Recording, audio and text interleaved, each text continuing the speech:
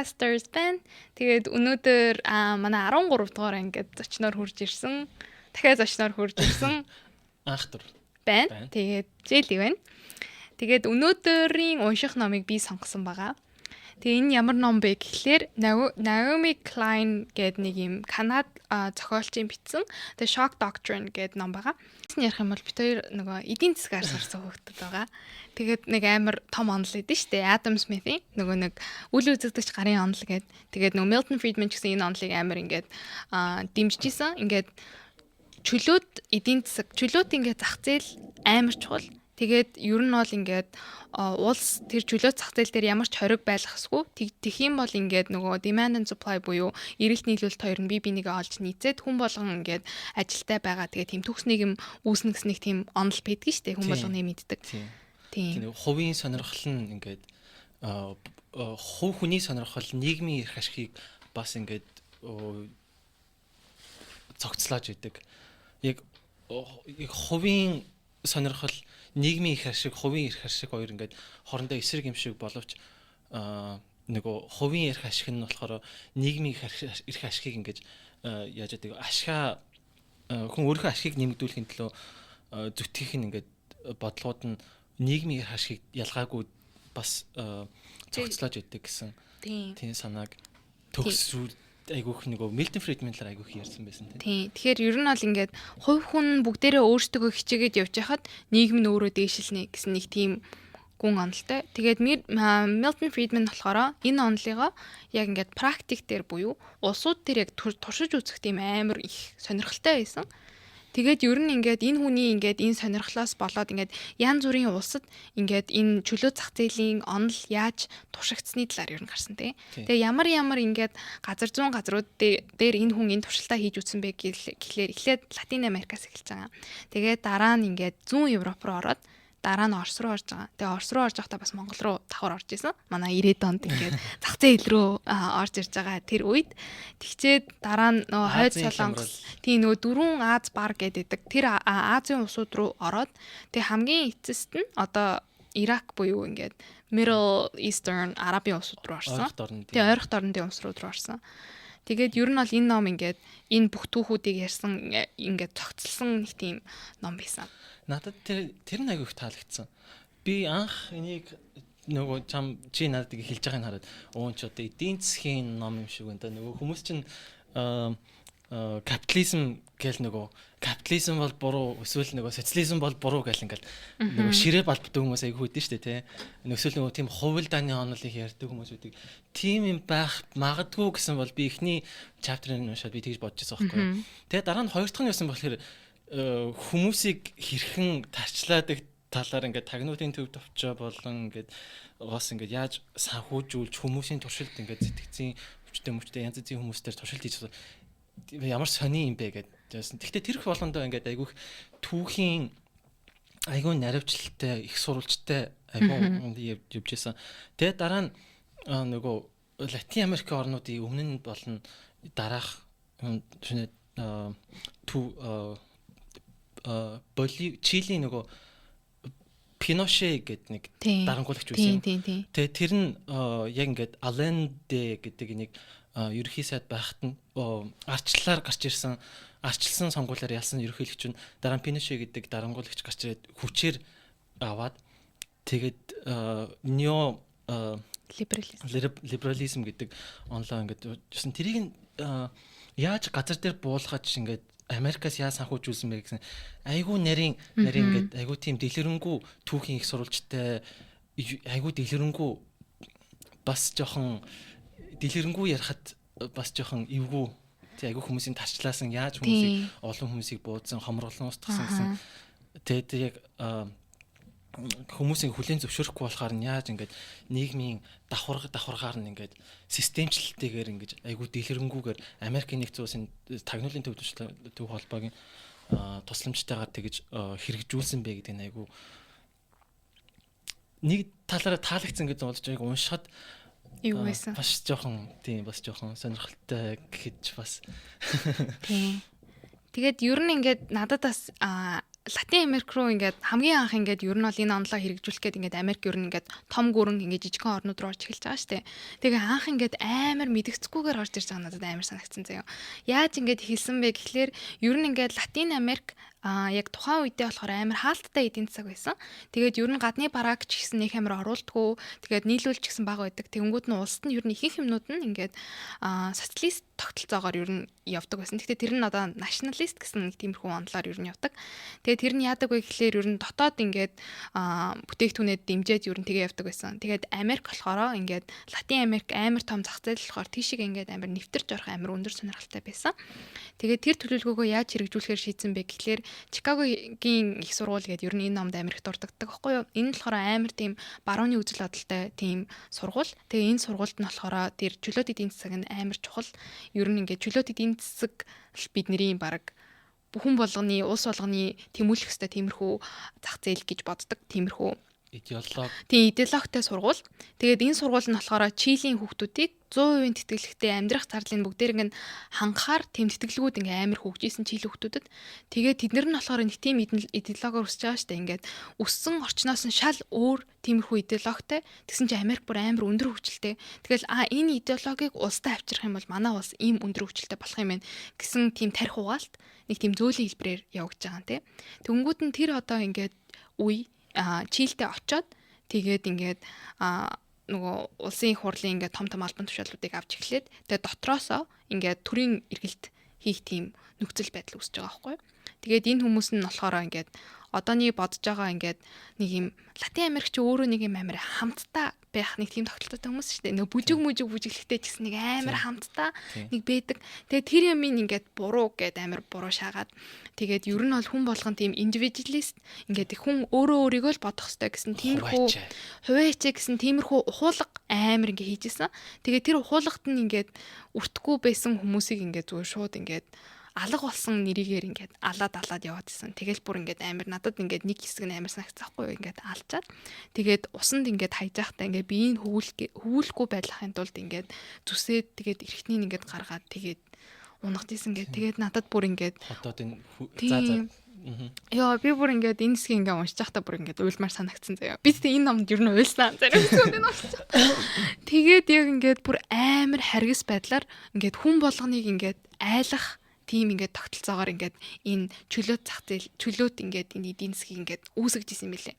Тэгээд ер нь ингээд зүгээр ингээд капиталист тогтолцоо гэж байгаа мөртлөө Чили болохоор энэ ингээд корпоративист тогтолцоо руу ингээд орцсон гэдэгжсэн шүү дээ. Тэгээд корпоративист тогтолцоо гэдэг нь өөрөө ямар зүйл байдаг вэ гэхлээр ямар зүйл байдаг лээ. Зөвхөн корпорацууд айгу эрх мэдлийг нь ингэж аваад бүх юм юу компаниуд ингээд бүх эдийн засгийн функцүүдийн зөвхөн ганц том корпорацууд олигополистик корпорацууд гэх юм.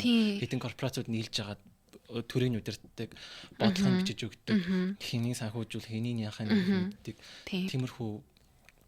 Тэгээд наад тийм хүчирхийллийг тийг нөгөө үзэл санаагаа тулгахын тулд айгу хүчирхийллийг айгу боловсронгоо ашиглаж байгаа надад амар эвгүй санагдсан гэх юм. Тэгж нэгж байгаа нь ялангуяа нөгөө Чикагогийн сургуульд суралцсан хүмүүсийг нөгөө Chicago Boys гэдэг тэр нь айгүй алдартай байсан юм биш үү те. Chicago Boys гэдэг тухайн үед айгүй алдартай байсан юм шиг лүүлээ. Тэгээд тэд нар анх ирчээд яагаад гэсэн чинь жоохон нөгөө зүүнний үзэлтэй Чили улсад баруун анх ирээд ерөөсөө нэг тийм нөлөө байгаагүй. Тэгээд дараа нь Пиноче нөгөө хичнээн нөгөө төрөлөлт хийж гараад. Тийм, төрөлөлт хийж гаргаад хүлийн зөвшөөрөхгүй болохоор нь тэр чигээр нийгмийн бүхэл бүтэн давхаргыг ингээд 100 мянгаар нь ингээд алга болгож тэгээ хүмүүс нөгөө тэмцэх аргагүй хүссэн тэг хүмүүсийг ингэж цочроож ингэж дарлаж ингэж хүмүүсийг алга болгож зовоож тамлаж тэгж байгаа нь тэгээ дээрэс нь тэр яаж зовоож тамлаж байгааг нь яаж дэлгэрэнгүй тайлбарлаж байгаа надаас айгуутай нүд нийсэн гэх юм уу. Нөгөө хүмүүс бүр 1930 40 50-аад нас ингээд хүний тарих угаах хүнийг ингээд хүсснээрээ ингээд удирдах хүний зан чанарыг ингээ өөрчлөх тийм тарих угаах тийм төслүүдийг санхүүжүүлжсэн. Тэднээс сурсан зүйлсүүдээ Латин Америкчуудад ингээд шахаж тийм туршиж байсан. Тэгээд тэдний Америкаас ирсэн хүмүүс ингээд нөгөө Чилийн хүмүүс болон тэгэл янз янзын Аргентин ингээд бүх хүмүүс ингээд зааж өгч байсан. Хэрхэн зовоох уу? Хэрхэн тамлах уу? Хэрхэн системтэйгэр хүмүүсийг ингээд алах уу гэдэг зоож байсан гэдэг нь тэрний хамгийн төрөлхтөнд хамгийн ингээд тийм гол цөвд нь ингээд тийм неолиберализмыг ингээд суулгах гэсэн тийм үсэн. Надад бас нэг юм нэг гол санаа бас жоохон нүд нээсэн гэх нь Америкч нь айгуу том улс те. Тэгээд нөгөө айгуу том үйлдвэрлэгч улс. Бусдад ингээ бараагаа шахах юм. Тийм. Бас нээж байгаа гэдэг. Ер нь тэр нь бол надад гол шалтгаан байсан юм шиг санагдсан шүү дээ. Ядуу улсуудын нөгөө нэг газрын ашигт малтмалыг аваад тэгээд өөрсдийнхөө улсын барааг ингээд шахах буюу тхийн тулд ингээд нөгөө импортын тарифыг ингээд байхгүй болгож исэн. Тэгээд ер нь бол ингээд чөлөө зах зээл дээр ямар ч тийм тариф юм уу такс гэсэн юм ингээд бус хоорондын хооронд байх хэсгүйгээд тэгэнгүүт нь одоо ингээд өөрсдийнхөө ингээд тархины угаасан хүүхдүүдэд тэр улсуудад ингээд хуваарлж байгаа. Тэгээд тэр хүүхдүүд нь болохоор ирээдүйд тэр улсуудаа төрийн үргэлт хийгээд ямар ч хэрцгий аргаар исэн хамаагүй шинэ тогтолцоогоо оруулахын тулд амар ингээд хэрцгий арга ашиглаад тэгэнгүүт нь хүмүүс ингээд яана гэд тэрэндээ айгаа сандарч байгаа хооронд нь төрийн ингээд тогтолцоог бүхлээр ингээд өөрчилж исэн гэх юм уу. Тэгээд нөгөө миний ярьжсэн corporatalist тогтолцоогийн нэг амар зүйл нь юу вэ гэхлээр ингээд нийгэмд ингээд 3 том хүчин зүйл байгаад байгаа шүү дээ. Нэг нь болохоор төр, нөгөөх нь корпорацууд, нөгөөх нь болохоор яг ажилчин анги байгаа байхгүй юу. Тэгэнгүүтээ социалист нийгэмдэр одоо ер нь бол ингээд ажилчин анги тэгээд төр хоёр ер нь хамгийн хүчтэй талдаа байсан бол корпоративист нийгэмд болохоор ингээд корпорацууд тэгээ улс хоёр хамтраад ажилчин ангиа ер нь бол ингээд хэцүү байдалд оруулдаг байсан гэх юм уу. Ямар байдлаар хэцүү байдалд оруулдаг байсан бэ гэхээр компаниуд ашигаа ингээд хувьчлал амирх болж байгаа шүү дээ. Төрийн ингээд хідэн 10-100 компаниудыг хувьчлаад тэгээд хувьчилсан компаниуд чинь мэдээж ингээд илүү ашигын төлөө ингээд ажилчдаа халах ч юм уу эсвэл илүү олон цагаар ажилуулах хүмүүсийн ингээд хүч хөдөлмөрийг илүү ингээд шавхах тиймэрхүү тогтолцоонууд явуулж эхэлнэ, цалинг бууруулна. Тэгээд цалин бууруулах хэмжээний хяналтыг бас байхгүй болгож байгаа юм тий. Яг ингээд minimum wage буюу ингээд цалингийн доод түвшин гэсэн юм байхгүй болоод тэгээд ер нь бол тийм хамаг тийм хүмүүсийг хамгаалсан тиймэрхүү бүх тогтолцоог байхгүй болгоно. Яагаад гэвэл чөлөө зах зээлд ямар ч тийм ийм улсын ингээд нөлөө байхсгүй гэж бодож исэн болохоор тэгээд ажилчин анги нь өөртөө ингээд амар ядуурлын ингээд доод түвшиндээ очоод тэгээд өмнө Латин Америк болохоор ингээд дунд түвшинд амьдардаг хүмүүс дундаж давхарх нь ингээд амар том байсан бол тэгээд тэр ингээд капиталист нийгэм рүү ингээд орсны дараа одоо тэр ингээд төрийн эргэлтийн дараа болохоор баян ингээд анги нь бүр амар баян болоод тэгээд ингээд дундаж давхарх нь болохоор ядуурлын давхарх руу орсон. Тэгээд ингээд энэ бүхний ингээд нийт ингээд эд хөрөнгийн бодохоор ингээд нэг амар өөрчлөгдөг юм шиг сквол ингээд улс нь илүү дээшилж байгаа юм шиг ингээд цаасан дээр харагдах ч гэсэн үний эрэхтэй ингээд жинхэнэ амьдралын тэр нөхцөл байдал нь ингээд амар өөрчлөлтсөн. Баян ядуу хоёрын ингээд давхрын ялгаа нь бүр амар зузаан том болоод тэгээд зүгээр ингээд the rich get richer гэсэн үг гэдэг нь шүү дээ. Баян хүмүүс нь улам баян болоод тэгээд ядуу хүмүүсийг нь хамгаалах тиймэрхүү тогтолцоонууд нь байхгүй болсон. Энийг би өмнө нь нэг юм сонсч нөгөө цалингийн доод хэмжээ гэж үүдэн шүү дээ. Цалингийн доод хэмжээг халах тухай би нэг аргумент сонсч байсан байхгүй юу? Энэ нөгөө хэрвээ яг уу эдийн засаг дээшлж байвал яг уу гайгүй болж байгаа.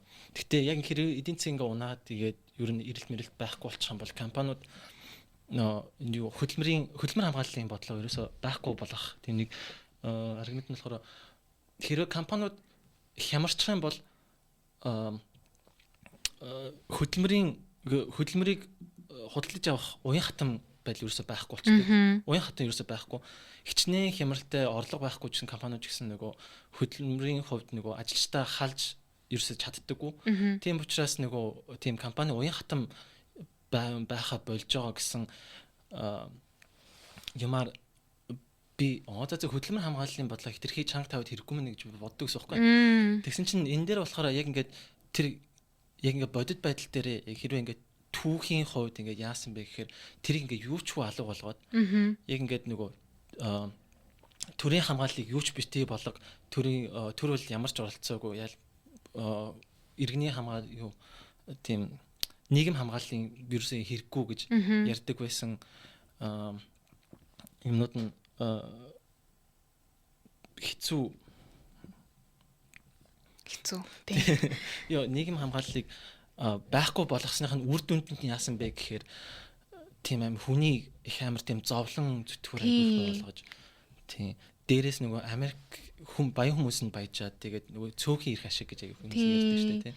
Тэгээд тэр цөөхөн ид нь болохоор өөртөө яг нөгөө улс төрийнхаа толгой хүмүүс нь болчихж байгаа болохоор өөртөө илүү дээр өөртөөхөө компанида дээр тиймэрхүү тогтолцоо, тиймэрхүү хуулиудыг батлаа яваад байдаг. Тэгээд эцсийд нөгөө нэг амар нөгөө тэр Латин Америк дээр л яг тийм илүү одоо яг хүн алах тийм харгас жишээ гарч байгаа юм л да. Бусад улс дээр илүү бол тийм сэтгэлгээний нэг тиймэрхүү дарамт чахалт юу явагдаж байгаа юм шиг надад санагдсан. Тэгээд ер нь бол тийм байна. Гэтэ би бас нэг бид нар ингээд эдийн засгаар төгссөн болохоор ч тийм үү. Би болохоор ингээд энэ номыг уншихаас өмнө амар өөрийгөө ингээд ямар харгас хүн байсан бэ гэж би бодсон заяа. Би бас ингээд нэг юм нэрэл төгс маркет, төгс зах зээл ямар ч юм дээр нэрээ улс яагаад ингээд ер нь ингээд оролцоод идгийн улс ингээд хамгаалахгүй ч юм уу эсвэл тэгээ явчих юм бол ингээд нэрэл зах зээлийн хамаг юм би нэгээ олоод ингээд тийм төгс нэг юм үүснэ гэж би ингээд зүгээр амар онлын хувьд ингээд би Milton Friedman гэсэн хүнийг ч гэсэн ингээд амар зөв гэж боддог байсан ч гэсэн энэ үнийн эрэхтэй амар тийм хүндлэг юм ингээд амар байхгүй болсон. Ингээд нөгөө бид нар чинь ингээд хүмүүс мэдрэмжтэй тэгээ би нэгээ хамгаалах эсвэл ингээд улс нь ингээд өөртөөхөө иргэдийг хамгаалах гэсэн нэг тийм амар том юм байх хэрэгтэй байхад ингээд тэрнээс нь ингээд бүр ингээд strap хийгээд буюу ингээд бүр хуулаад хайцсан тиймэрхүү нийгэм юм бэлээ гэж би жоохон бодсон. Яг нөгөө disaster capitalism буюу ингээд гамшигын капитализм гэсэн юм. Гамшигт. Би нэг үг санаад ордсон. Би эхний гэртээр нэг үг сонсчихсон байхгүй. Там руу явах замыг сайн санаатай хүмүүс л барьдаг гэдэг. Road to hell is paved by good intentions. Тэгээд сонсоод вау нэрэтэн шүү дээ. Тэгээд дараа нөгөө Chicago Boys дээр Chicago-гийн хүүгүүдээр бас нэг жишээ нь болохоор там руу явах замыг Ivy League-ийн баг зэрэгтэй хүмүүс барьдаг гэдэг. Ivy League нөгөө Harvard, Америкийн нөгөө том сургуулиуд. Тийм. Би тэгээд бас амар ингээд гинт ингээд Монголын талаар бодоод ингээд жоохон стрессцэн заяа.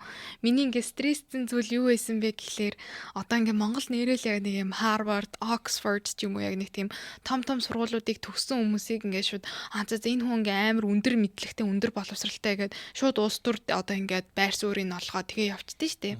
Тэгсэн чинь яг бодоод үтсэн чинь штэ. Монголд ихэнхдээ тийм Harvard ч юу том сургуулиуд руу явж чадж байгаа хүмүүс болохоор хүчирхэг гэр бүлийн хүүхдүүд байгаа штэ. Тэгээ тэр хүчирхэг гэр бүлийн хүчирхэг гэр бүл нь өөртөө яаж үүссэн бэ гэхлээр яг ингээд Монгол ингээд арчилсан нийгэм рүү буюу капитализм капиталист тогтолцоотой тэр нийгэм рүү орж хахад ингээд ер нь бол ингээд ямар ч хүмүүс дээр гიშгсэн хамаагүй дээшээ гарна гэснийг тэгж бодсон яг тийм хүмүүс хувийнхаа эрх ашигыг яаж авах хоорондоо би өөрийнхөө бодох нь төмнийгээ бодож байна гэсэн үг гэсэн тиймэрхүү тэгэж ингээ баяцсан хүмүүс. Тэгэнгүүт нь тэдний хүүхдүүд нь болохоор тийм өндөр боловсралтай сургууль руу явж байгаа ч гэсэн үний эрэхтэй тэр хүүхдүүд өөрсдөө яг Монголын тогтолцоог ингээд сайн мэдэхгүй яг ингээд Монголын яг жинхэнэ яг нийгэм нь ямар байдгийг ингээд амар төсөөрч хүүхдүүд байгаа штэ ингээд баян айлын хүүхдүүд болохоор манай улсад ямар юм ажилтیں۔ Одоо Америкт ажиллаж байгаа тийм тогтолцоо монголчууд ажиллана гэсэн үг бас биш штэ. Тэгэнгүүт нэг тийм юм төсөөллийн тиймэрхүү санаатай ингээд Монгол улсад ирэнгүүтээ тэр юмаа ингээд хэрэгжүүлэх гээд байх юм бол тэр нь одоо яг ажиллахгүй. Яах болов? Тийм. Нөгөө Чикагогийн хүүгүүд. Тийм, яг нэг тиймэрхүү. Тэгээд бас нэг надад бас Боливийн жишээ амар тийг санагдсан байхгүй юу? Тэр нь ямар жишээ байсан бэ гэхээр Боливийн нийгмийг бас сайн мэдгүй зэ. Гэтэ Боливийн нэг хүү ингээд Харвардд төгссөн. Тэгээд ер нь бол амар залуудаа амар тийм өндөр амжилтанд хүрсэн Сакс гэсэн нэг тийм залуу байсан.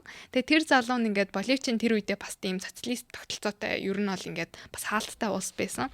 Тэгээ энэ одоо Боливийг хөгжүүлэхийн тулд энэ тогтолцоог ингээд өөрчлөх хэрэгтэй.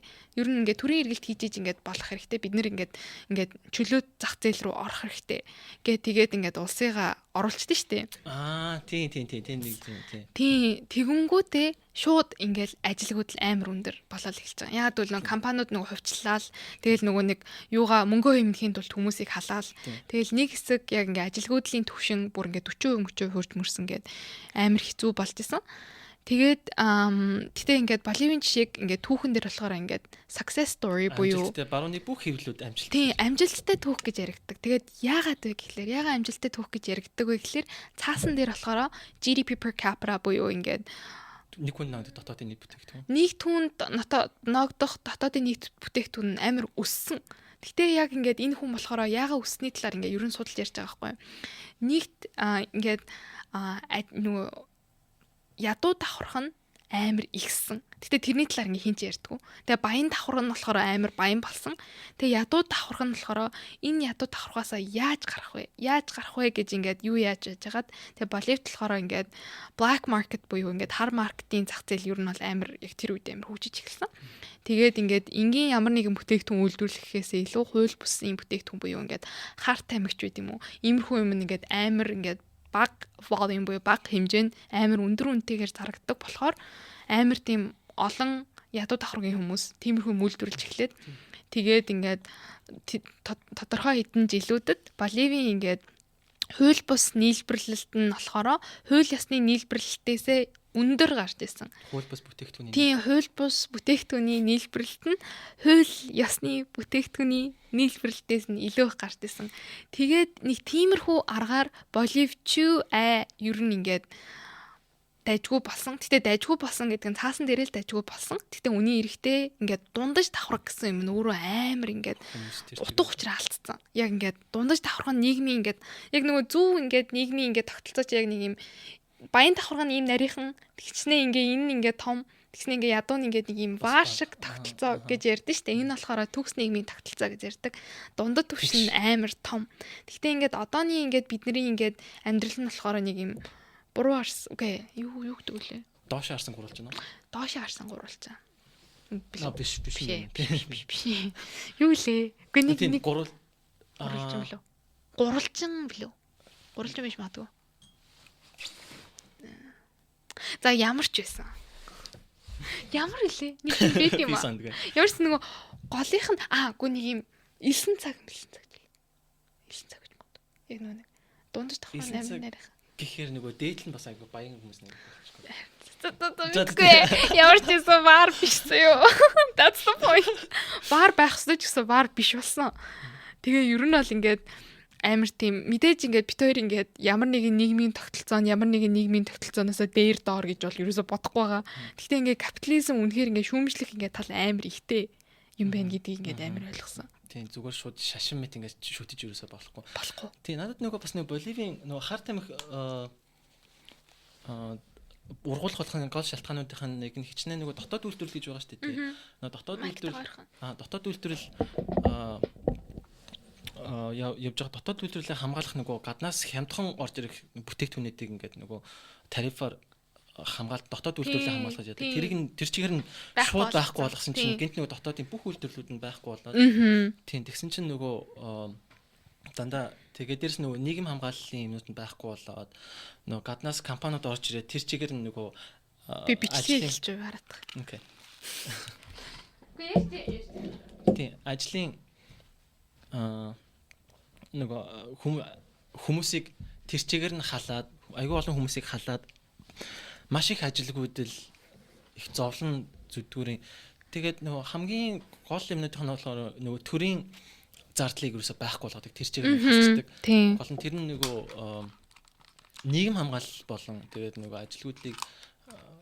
ажилгүйдлийн халамж гэсэн хүүхдийн юм гэсэн тиймэрхүү юмнуудыг тэр чигээр нь халаад гол нь дээрэс нь тиймэрхүү бодлогоодыг ингээд шахахын тулд хүмүүсийг айгүй их нөгөө шоконд оруулж тийм хүмүүс өв олноор нь хорж тамлаж бас ингээд нөгөө тийм нөгөө системтэйгээр ингээд тийм тухайн үйлдвэрчлийн хэвлэлүүдийнх нь лидерүүдийг нэ баривчилж тамалж тэгж тэгээд нөгөө хөршүүдийг нь шууд нүдэн дээр нь барьвчилж нүдэн дээр нь зодддог. Газар дээр нь нөгөө тариачдыг шууд гараа нөгөө ургацаа хурааж тарьж яхад нь шууд очиж зодож тамалдаг. Цагдаа нар орж ирээ шууд очиж тамалдаг. Тэгж хүмүүсийг тэгж янз бүрийн нөгөө талбай дээр эсэргүүцлээ илэрхийлж яхад нь шууд хүчээр тарааж хүн буудаж унааж тэгж өөрийнхөө тийм нөгөө бодол эдийн засгийн бодлоготой тэгж хэрэгжүүлж байгаа надаас гол нь хичнээн тэгж романтик өөрийнхөө хувийн сонирхол нийгмийн сонирхол гэсэн тиймэрхүү идеолог байсан хичнээн тийм тэднийг шахахын тулд дотоод эсэргүүцлийг нь заавал тэгд нөгөө хүчээр амар тийм хүчирхийллээр айгүй айхтар тэгж зовж байгаа. Би тэр ингээд дэлгэрэнгүй уушхад айгүй аимшигдсан гэж байна. Нэг жишээ нь болохоор тийм нөгөө тийм гитарчин байсан юм байл та. Тийм дуучин. Тэгээд тэрийг нөгөө зүүнний үзлийг яадаг айгүй тийм дуучин байсныг нь гитар тоглож болохгүй тул 2 гарын хугалсан гэж байгаа. Дараа нь 44 удаа бууцсан гэж байгаа. За ахтар. Яхаа би жоохон ингэ орой болж ээ. Жоохон капитализмал ярэ. Ингээд харчлын талаар яхаа ми. Тэгтээ ингээд гол санаа нь болохоор ингээд хүмүүсийг ийм амир айдсаар ингээд сатааруулж улс төрийнхөө бодлогоо эдийн засгийн шинэ бодлогоудаа ингээд хийдэг байсан. Ягаад гэвэл ингээд энэ үед энэ хүмүүсийн амьдрал амар хэцүү байсан болохоор яг энэнийг дээрдүүлэх ямар ч юм байсан тэр хүмүүс хүлээн авахд бэлэн байсан гэх юм уу. Тэгээ би ингээд ээжтэйгээ бас ингээд тальт ярьсаахгүй юу. Бид нар ингээд өөрсдөө яг ингээд тэр 90-ад онд ингээд байгаагүй. Гэтэ ингээд тэр үеийн түүхүүдийг сонсохоор ингээд үнэхээр амар харгас сонсогдож байгаа байхгүй яг ингээд арчлал гарлаа одоо хүмүүс яллаа гэж байгаа мөртлөө тэр арчлалыг хүссэн тэр үед хинч байгаагүй. Яг ингээд арчлалыг буруу зүйл гэж яриаггүй ч гэсэн арчлал бидний амьдралд ингээд бидний буюу ингээд бидний эцэг эхийн амьдралд ингээд орж ирсэн хизээч тэдний ингээд хүссэн саналаар биш. Зүгээр ингээд том гүрнүүдийн туршилтын туул маягийн ингээд том гүрнүүд жижигхэн улсуудад юу ингээд яаж ингээд хүчээ илэрхийлэхийг хүсэж исэн бэ? Яаж ингээд өөрсдийнхөө нэг тийм хүү болохын тулд шатрын хүү болохын тулд ингээд тогтолцоонд ингээ өөрчлөж авахгүй ингээд International Monetary Fund буюу ингээд улсуудад ингээд зээл өгөх олон улсын валютын сан хүртэл ингээд том гүрнүүдтэй ингээд хамтран ажиллаад хэрвээ энэ улс ингээд бидний хийсэн тэр бидний ингээд бодож байгаа тэр эдийн засгийн тогтолцоонуудыг өөрсдийнхөө улсдаа хэрэгжүүлэхгүй бол бид нэр зээл өгөхгүй гэж бүр ингээд тэгж ярьжсэн. Тэгээд улсууд амар олон улсууд хүчээр ингээд тэр ингээд том гүрнүүдийн тогтолцоог даах шаардлагатай болсон. Тэгээ энэ нэг Латин Америкаас бодох юм бол ингээд арай дээр те хүн алахгүй за арай гайгүй мэн гэж бодож байгаа мөртлөө үнийхтэй үгүй байгаа байхгүй юу. Би тэгээ нөгөө ээжтэйгээ ярьсан чинь ингээд хүмүүс ингээд унтаал тэгэл нэг өдөр сэрсэн чинь хамаг юмны үн ингээд 10 дахин 20 дахин ингээд 30 дахин ингээд өссөн. Тэнгүүт нь насаараа ингээд нөгөө нэг хадгаламжиндаа мөнгө хадгалж исэн хүмүүсийн мөнгө нь бүр үнгүүдээд тэгээ бүр ингээд бүр амар хэцүү болж байсан. Тэгэнгүүтээ энэ хэцүү үедээ хүмүүс ингээд юу ч хүлээж авахд бэлэн байсан болохоор ингээд нэг тийм билет маяг юм өгсөн гинэ. Тэгэл тэр билет тэгээд тэр билет үгээ нэг тийм хоол хүнс авдаг нэг тийм билет. Тэгэнгүүт нь тэр билетэн дээр надад жишээ нь 7 хоногт нэг масал нэг водка авч мавдаг байсан ч гэлээ. За өөр юм надад сагаад. Тэгтээ би яг тэрийг санаж байна. Тэгэл тэгсэн чинь яг ингээд манай өвөө тэр ингээд манай гэр бүл ингээд водка ууж муудаг байсан болохоор ингээд тэрийгэ барьчичоод ингээд нэг маслаар солиоч юм нэг тэгэл нэг тийм жоохон надад бүр ингээ амар санагцсан бүр ингээд үнэхээр амар тийм болохоор тийм тэгээд анх төрийн сая хэлсэн шиг яг нэг хувьцаа өгч хэлсэн гэд тэгээд яг ингээд юугаач мэдхгүй яг ингээд яг тийм капиталист нийгэмд хизээч амьдарч үж байгаагүй хүмүүс төр гинт ингээд хувьцаа гэсэн мөчөөр ингээд энгийн арт хүмүүс тэрийг юусоо ойлгохгүй тэгэнгүүтээ манай эмээгийн захирал манай эмээг л хуурчсэн гэсэн юм яг ингэсэн гэсэн заяа бүр амар яг ингээд надад ингээд эмээд маань ингээд компанид хувьцаа оруулмаар байгаа зү гэ тэгэнгүүтээ ингээ манай гэр бүл ингээд бэйсэн хүн болгоны хувьцааг ингээд за тэгээ ээжийнхаа ингээ ажилтдаг компанид оруулъя гэд тэгээ ингээ хүн болгоо имээд ингээ хувьцаанууд өгцөн заяа тэгээ имээ маань ингээд нөгөө нэг захиралтай хувьцаагаа өгцөн гинэ тэг байхгүй түнгүүд нь ингээд 90-ад онд ингээд амар их тийм ловри юмнууд болт байсан яг ингээд хувь хүнийхээ сонирхлынхаа төлөө хүмүүс ингээ бүр юу ч хийхэд бэлэн болцсон байсан. Тэгээд яг нөгөө социалист нийгэмд байхад нэг амар тийм хамтын тогтолцоо хуршүүд биенийндээ ороод цай уугаал тэгжидэг тэр ингээд амар тийм хамтын зүйл нь гинт зүгээр л нийгэм дөрөв ингээ хуваачсан хүмүүс болцсон. Тэгээд надад ингээд тэрийг сонсоод ингээд үнэхээр аимшигтай санагдсан. Бүр ингээд тийм ингээд яг үнний эрэхтэй тэр буудаж алсан тиймэрхүү жишээ ингээд байхгүй байгаа ч гэсэн ингээд тэр ингээд сэтгэхүүн тэр дарамт нь ингээд үнэхээр амар санагдсан. Тийм. Тэгээ надад тэр бас намын сүлд өөдрөг санаад нь байсан шүү дээ. иймэрхүү ямиг туулж үдсэн болохоор тийм түүхэн баримтууд нь байгаа болохоор ингээд нөгөө энэ зүйлсээс сураад явж байгаа гэдэг. Надад бас нэг жишээ нь айгу Монголын хувьд өөдрөг санагдаж гэх юм уу? Одоо Иракийн хувьд Ирак ингээд дуусны дараа наа жоохон инээдтэй гэх юм уу жоохон зааж гараа. Би тэрнээс өмнө За ах トゥ цоцлогдуулах юм ярьж болохгүй шүү. окей. Надад нөгөө одоо оюутлагын худалдан авах ажиллагаа гэдэг. Тэрийнх нь 90 хэдэн өвч 80 өвч гэлөө. Тэр нь нөгөө дандаа Монгол нийлүүлэгчдээс дандаа татаа яадаг гэдэг. Хэрэгтэй бүх зүйлээ Монгол компаниудаас авдаг гэж үлдсэн 20 юм уу 10-20% нь гадаадаас авдаг гэдэг. Тэр нь надад айгу тийм ямар олзуурах хүчтэй чимптэй гэж бодсон байхгүй. Тэр нь яагаад гинт би тэр талаар бодсон гэхээр нэ Иракийн дайны дараа Америкас бидний бол манай эдийн засгийн систем бол хамгийн сайн гэж үзүүлэхэд бол неолиберализм бол хамгийн сайн гэдэг нөгөө тэр үеийн нөгөө Жорж Буш, Дик Чейни, Рамсфилд гэдэг тийм гурван нөгөө том хүмүүс байгаа шүү дээ. Тэд нар ингээд нөгөө нийлээд неолиберализм гэдэг бүгдийг ингээд хөгжүүлнэ гэдэг. Тэгсэн чинь маш бүтлгүүтэйгээд бүтлгүүтээс бас нэг шалтгаанууд нь болохоор маш их мөнгө Ирак руу орж байгаа шүү дээ. Тэд нар ерөөсөө нэг ч үлдээгүй дандаа гадагшаа яваад өгсөн. Тэгээ сүүлд тэд нар нөгөө 10 хэдэн жилийн дараа гараад ирсэн чинь ард иргэдийн ердөө 24 цагаас ердөө 2хан цагт нь цахилгаантай бор ус, цэвэр усны аксес ерөөсөө байхгүй. Тэгээд дэлгэрэнгүүлээд тийм нөгөө надад номынханд бас нэг таалагдсан юм. Айгүй түүхийн айгүй дэлгэрэнгүй байсан айгүй таалагдсан. Тэр нь болохоор нөгөө Иракчуудад ерөөсөө тийм бүтээн байгуулалтын ерөөсөө ямарч боломж олгоогүй. Тэгээд дандаа нөгөө гадны компаниудад үгүй явуулсан. Америк өөрсдөө компаниудаа амар шахах гэж шахажсэн. Тэр нь яг ингээд Иракд тусалж байгаа гэсэн нэрээр зүгээр ингээд Америк өөрсдөө компаниудын ашгийг ингээд өндөр болгох гээд ингээд тэр улсдаа байршлуулад явчихсан. Тэгээд хамгийн гол нь ингээд нөгөө гадаадын компаниуд тухайн хэлийг нь ойлгохгүй. Тэгээд хүмүүс чинь айгүй эвгүй дайны нэрвэгдсэн болохоор айгүй аюултай. Тийм болохоор өдөр бүр өдрийн $900 цэргүүдээр хамгаалуулж явуулдаг. Тэгээд дээрэс нь нөгөө ерөөсөө ямар ч тийм Ирак ажилчид ерөөсөө хөлсөлдөг. Яг өөрсдөө гаднаас хүмүүс ярьж идэг. Тэгээд дандаа тийм хүмүүс нэг дандаа гадагшаа урсаад явсан. Ямар ч үр бүтээмжгүй. Тэгээд нөгөө $1 бүрийнх нь 45 цент нь л ердөө бүтээгдэхүүнд зориулагдсан гэж байгаа байхгүй. Тэгээд босны яагаад гадагшаа явуулсан. Тэгээд тэр жоохон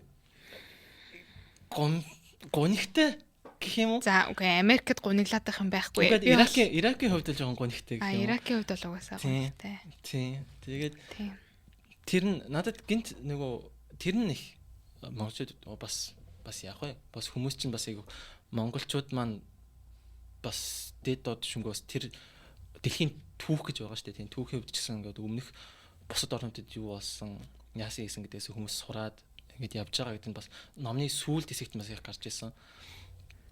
Тэгээд нөгөө хүмүүс одоо ирээдүйд нөгөө цунамид нэмэгдсэн иргэдийн дараа хүмүүс ингээд нөгөө юу загасчлалын тосгон байсныг нь тэр чигээр нүггүй хийгээд өмнө ингээд хувьчлах гэсэн орлогуудыг хүмүүс дандаа эсэргүүцээд жагсаад явдаг байсан. Дараа нь цунамины дараа хүмүүс бүгд хямраад ард иргэд нь ингээд юу ч мэдэхгүй ингээд юугаач болж байгаа мэддэхгүй ингээд зовлонт нэрвэгдсэн байхад нь тэр чигээр нь гинт парламентод нь за энийг газар хувьчлаа, энэ зарлаа, хувийн компаниуд зарлаа гэд тэгээд зарцсан жишээнүүдийг хүмүүс ингээд хүмүүс харж байгаа шүү дээ тийм. Одоо дэлхий дээр тэгээд энэ ингээд харамсалтай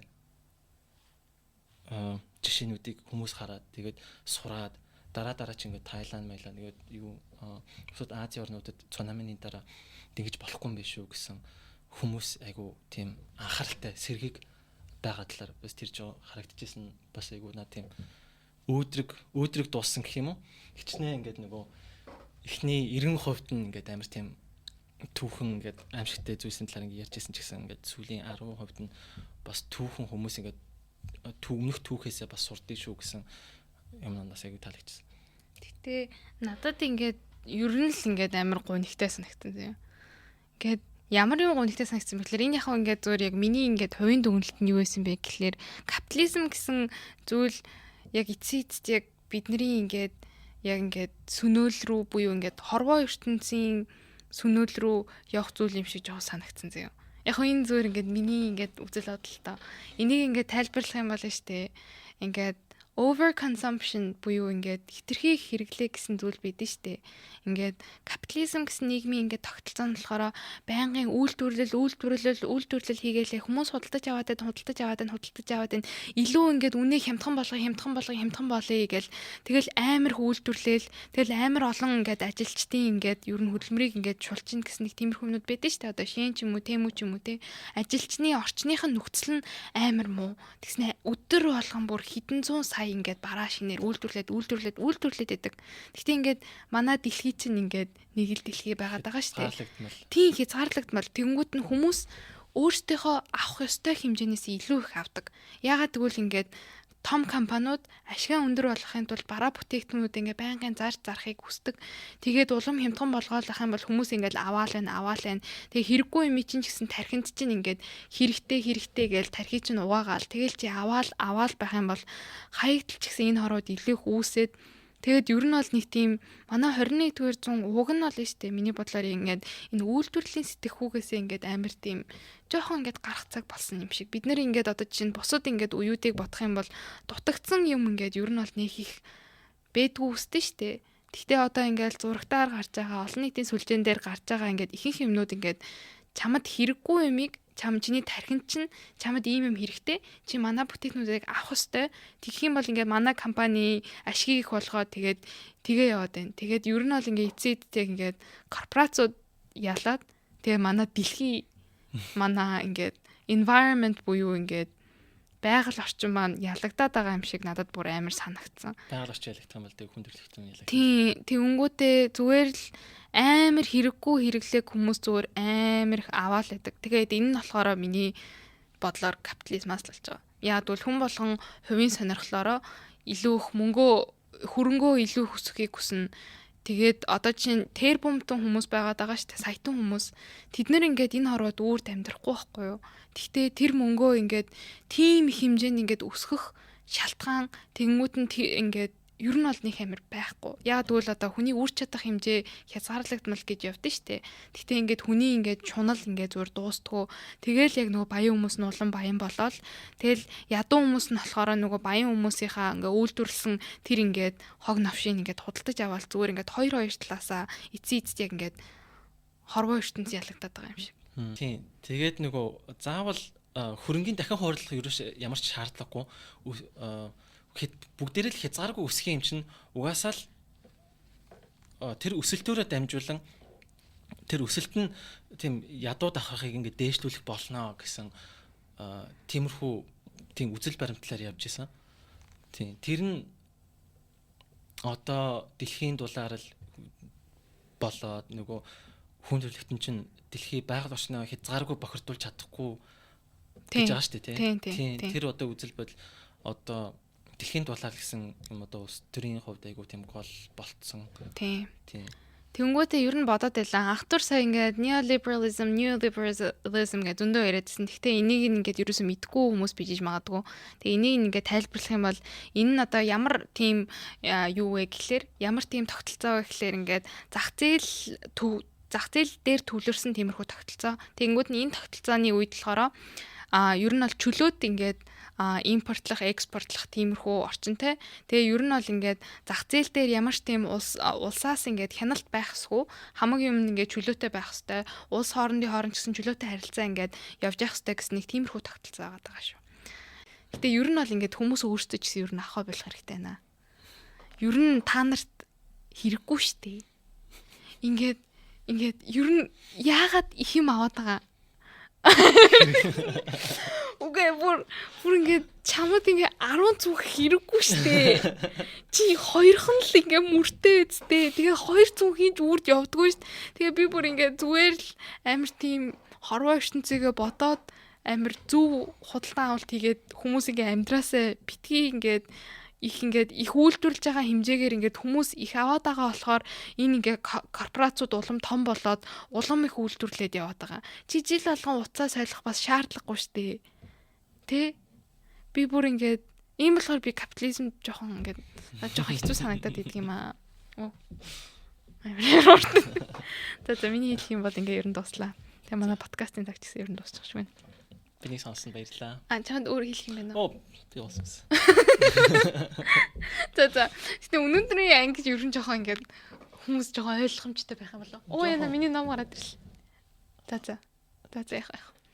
За. Butter podcast-ийн 13 дугаар ангийг үзсэнд баярлалаа. Тэгээ бит хоёр ингээд зүгээр л амир. За би ялангуяа сүүлээс санаа зүгээр л амир бахарчих шиг аллаа. Гэтэ ямар ч гэсэн дараагийн дугаар дээр арай гоё юм ойлгомжтой хөнгөн ном ярих гэж бодож байгаа. Тэгээ тэр хүртэл баяртай. Тэгээд хуцтай ном байсан. 700 хуцтай ном байсан. 500 гаруй хуцтай. Үгүй яг нэг ямар юмн дээр уншиж байхаас хамаагүй. Яг би ингээд утсан дээр ингээд уншижсэн болохоор 700 хуцтай байсан. Тэгээд юу л хэвчээ. Тийм ингээд энгийн уншдаг ном маа нэг 200 хавцаа хуцтай байдаг хгүй юу. Тэгээд би ингээд тэрнээсээ ингээд 3 дахин их хүч хөдөлмөр гаргасан энэ номны төлөө. Яг над дээр шүү. Яг над дээр. Зүгээр амар тийм капитализмын талаар зүгээр амар уншмаар юм аа. За. Хамт хэлсэнд баярлаа. Баярлаа. Хин бэснэ л дээ. Анх төр байла. Жийлээ байла. За. Баярлалаа.